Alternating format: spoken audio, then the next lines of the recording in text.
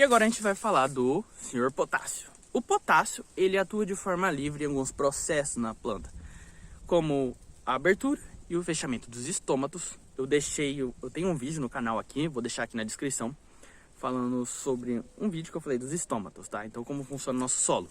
Vou deixar aqui na descrição, beleza? Então, ele vai atuar nesses dois, vai atuar na absorção de água, beleza? E ele é muito importante porque ele vai atuar também no tamanho dos frutos cítricos e desse carinha aqui do meu lado, ó, cana de açúcar. Então, o teor de açúcar vai depender muito do potássio. Então, se você tiver um solo com muito potássio, esse carinha aqui vai se beneficiar bastante, beleza? E como diagnosticar que as minhas plantas vão ter deficiência? Bom, nas folhas mais velhas vai apresentar uma clorose nas margens das folhas, beleza? E também no milho vai ter poucos grãos e os grãos vão estar soltos na espiga. E como a gente pode corrigir? Através da camada vegetal, a camada orgânica, beleza? Casca de café como matéria orgânica também, cinzas, beleza? Então tudo isso ajuda na absorção desse nutriente. O cálcio, ele é muito importante para fazer o armazenamento e a translocação de carboidratos e de proteínas na planta. Também é muito importante na raiz e na membrana da parede celular, tá?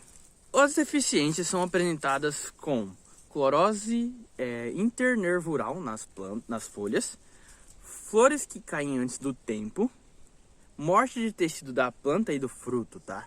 Então são esses alguns sintomas, né, que tem deficiência. E é possível corrigir com a aplicação de calcário, só que neste lugar você não vai poder ter plantado nada, tem que estar descampado, e você faz a aplicação de calcário e não pode ter plantado nada num período de 3 meses, tá? Então você vai ficar com uma área parada. Um outro que é a camada orgânica, então você precisa de materiais orgânicos ricos em cálcio, beleza? Agora vamos falar do magnésio. O magnésio, ele é responsável, um dos principais, para fazer a clorofila, então a cor das plantas, da folha, né?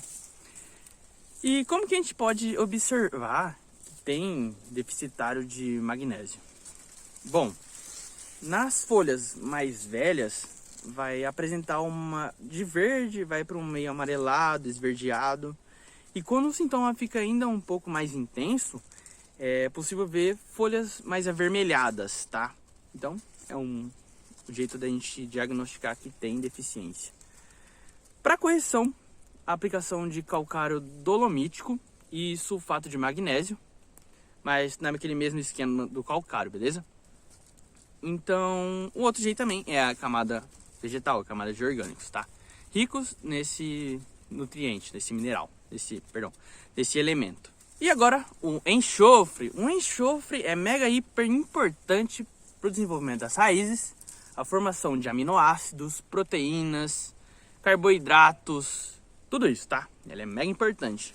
Só que aí, como a gente vai observar que tem deficiência de enxofre?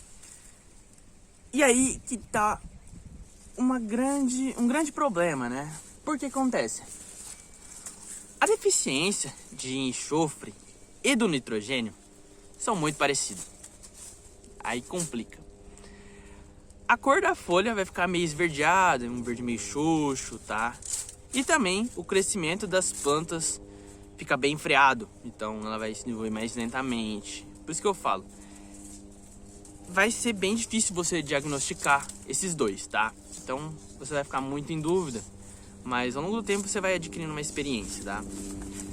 Mas a gente tem que ficar muito atento, porque são muito parecidos, então o achismo aí vai te complicar um pouco. Então a gente tem que desmistificar e deixar o achismo de lado, tá?